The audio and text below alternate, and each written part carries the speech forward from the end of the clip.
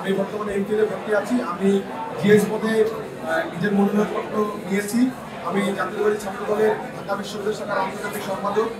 ঢাকা বিশ্ববিদ্যালয় ছাত্রদল এবং কেন্দ্রীয় ছাত্রদল আমাকে যে পদে মনোনয়ন দেবে সেই পদে আমি নির্বাচন করার ইচ্ছা পোষণ করছি। আমি বিশ্বাস করি 2024 সালের যে জুলাই আগস্ট গণ অভ্যুত্থান, সেই গণ অভ্যুত্থান পরবর্তী বাংলাদেশ হবে ভীতি মুক্ত একটি বাংলাদেশ।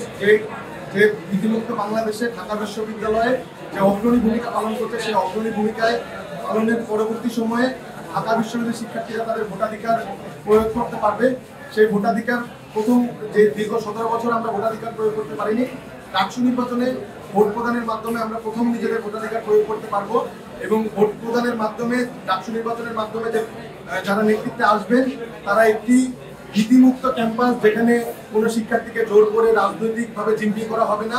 সে তার রাজনৈতিক অধিকার, যে রাজনীতি করতে চায় সে করতে পারবে, যে রাজনীতি অন্তর্ভুক্ত হতে চায় না তাকে জোর করা হবে না। বিশ্ববিদ্যালয়ে যে শিক্ষার মান সেটা উন্নত করা হবে। বিশ্ববিদ্যালয়কে একটি গবেষণা নির্ভর বিশ্ববিদ্যালয় করা হবে। সকল শিক্ষার্থীর সিট নিশ্চিত করা হবে। খাদ্যের যে মান আছে সেটা বৃদ্ধি করা হবে।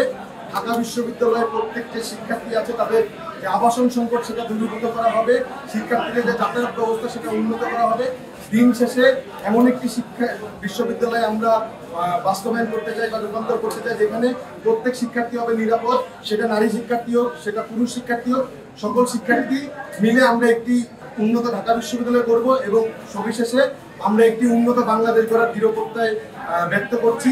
বাংলাদেশ জাতীয় ছাত্রদলকে আশা করি সকল শিক্ষার্থীরা তাদের